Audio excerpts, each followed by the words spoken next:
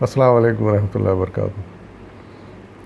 آج میں آپ کے سامنے سورہ القلم کی آیات نمبر 34 سے لے کر 43 فرام 34 اپ ٹو 43 آیت کا ترجمہ لے کر حاضر ہوں۔ سماعت فرمائیے۔ اعوذ باللہ من الشیطان الرجیم، بسم اللہ الرحمن الرحیم۔ خدا ترس لوگوں کے لیے ان کے رب کے ہاں نعمت بھری جنتیں ہیں، کیا ہم فرما برداروں کا حال مجرموں کا سا کر دیں؟ تم لوگوں کو کیا ہو گیا ہے؟ کیسے حکم لگاتے ہو؟ کیا تمہارے پاس کوئی کتاب ہے جس میں تم یہ پڑھتے ہو کہ تمہارے لیے ضرور وہاں وہی کچھ ہے جو تم اپنے لیے پسند کرتے ہو؟ یا پھر کیا تمہارے لیے روز قیامت تک ہم پر کچھ عہد و پیمان ثابت ہیں کہ تمہیں وہی کچھ ملے گا جس کا تم حکم لگاؤ؟ ان سے پوچھو تم میں سے کون اس کا ضامن ہے؟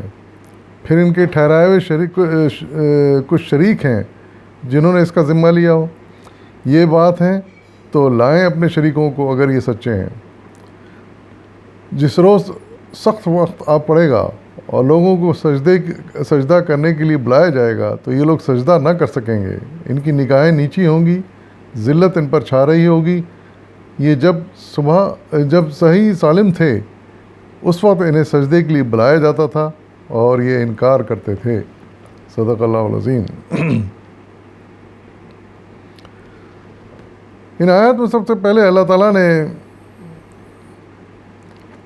اپنے نیک لوگوں کے لیے جنت کی بشارت دی ہے کہ جو لوگ نیک ہیں، اس کے حکم کے مطابق عمل کر رہے ہیں، ان کے لیے جنت بھری نعمتیں ہیں، نعمت بھری جنتیں ہیں ان کے لیے۔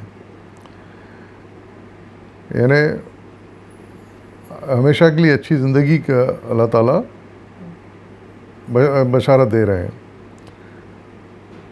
اور پھر ان لوگوں سے، کفار مشرکین سے یہ سوال کر رہے ہیں کہ تم کو اس بات پر کیوں اتنا زوم ہے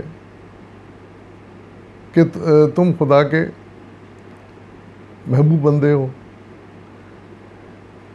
یعنی اس وقت حال یہ تھا، عرب میں کچھ سردار تھے جو حکومت کر رہے تھے عرب کے اوپر، اور ان سب کا حال یہ تھا کہ ان کو ہر طرح کی آسانیاں اور آسائشیں میسر تھیں، سارے کاروبار پر ان کا قبضہ تھا، حکم ان کا چلتا تھا، سرداروں کا، ہر طرح کا عیش و آرام انہیں میسر تھا، اور عیاشیاں وہ کر رہے تھے۔ اور پھر جب حضور صلی اللہ علیہ وسلم ان کی تبلیغ کرنے گئے، ان کو یہ بتانے گئے کہ یہ زندگی سب کچھ نہیں ہے، آخرت اصل چیز ہے، تو پھر انہوں نے آپ کا مذاق اڑایا، اور یہ کسی طرح ماننے پر تیار نہیں ہوئے کہ اللہ تعالیٰ کا فضل و کرم ان کے ساتھ نہیں ہے، یعنی یہ سرداروں کے ساتھ نہیں ہے، بلکہ ان کے ساتھ ہے جو کہ عام آدمی میں سے اٹھ کے آئے ہیں۔ حالانکہ حضور صلی اللہ علیہ وسلم بھی بڑے اچھے قبیلے کے تعلق رکھتے تھے، لیکن چونکہ سردار نہیں تھے اور ان کے پاس وہ جائیداد و مال و دولت نہیں تھی، اس لیے وہ ان کا مذاق اڑاتے تھے، ایک عام آدمی سمجھتے تھے۔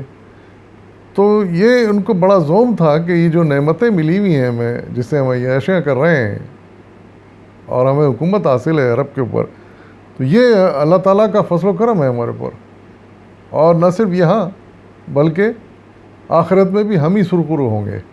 جب دنیا میں نوازے جا رہے ہیں تو یقیناً آخرت بھی ہماری ہوگی۔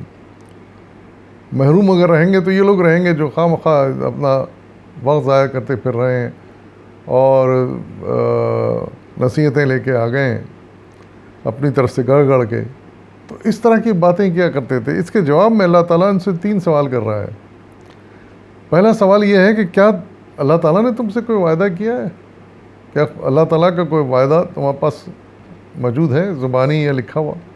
کوئی کتاب تمہارے پاس ہے اللہ تعالیٰ نے ایسی بھیجی ہے جس میں لکھا ہوا ہو کہ ہاں تم ہی سب کچھ ہو، تم ہی محبوب ہو اللہ کے، ہمیشہ تمہارے پر فضل و کرم رہے گا اللہ کا؟ یا پھر تیسرا سوال یہ کیا گیا ہے کہ جو تمہارے ٹھہرائے ہوئے شریک ہیں، یعنی یہ بت جن کی تم پوجا کرتے ہو، کیا یہ گواہی دے سکتے ہیں اگر یہ سچے ہیں، اگر تم سچے ہو تو کیا یہ ذمہ داری لے سکتے ہیں کہ ہاں ہمیشہ کے لیے تمہارے لیے بھلائیاں ہی بھلائیاں. تو یہ تینوں باتوں کا ان کے پاس کوئی جواب نہیں تھا. لیکن جواب نہ ہونے کے باوجود یہ نہیں کہ وہ شرمندہ ہوئے اور انہوں نے اپنے حرکتیں چھوڑ دیں، نہیں، وہ اسی طرح عیاشی میں پڑے رہے. اور تھوڑے سے لوگ جنہوں نے ماننا تھا، وہ عام طور سے عام لوگوں میں سے ہی تھے، انہوں نے حضور صلی اللہ علیہ وسلم کے پیغام کو مانا، تسلیم کیا، اسلام لیا ہے. لیکن جو سردار تھے بڑے بڑے، جن کے ہاتھ میں حکومت تھی وہاں کی، عرب کی اس وقت کی، وہ اپنے روش پہ چلتے رہے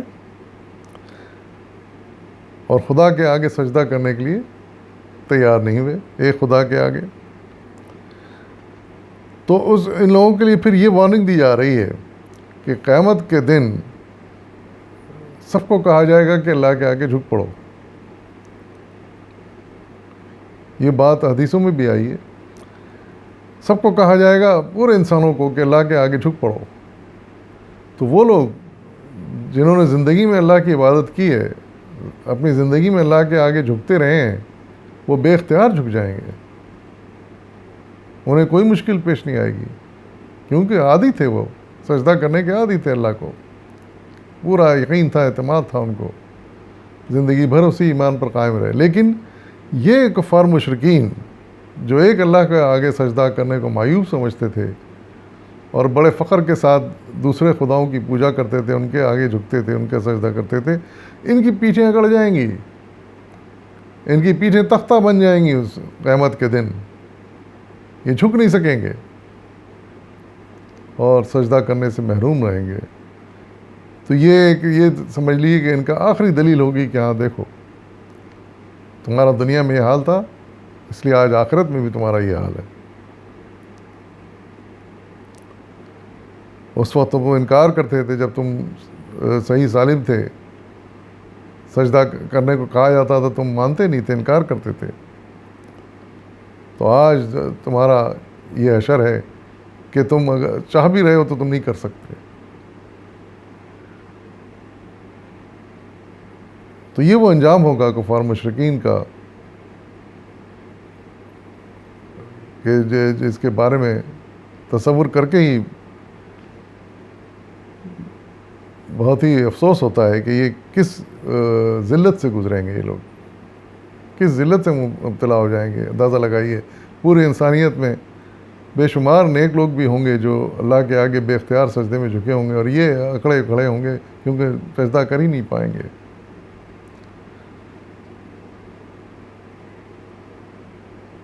انا للہ و انا الیہ راجعون. وآخر دعوانا الحمد للہ رب العالمین.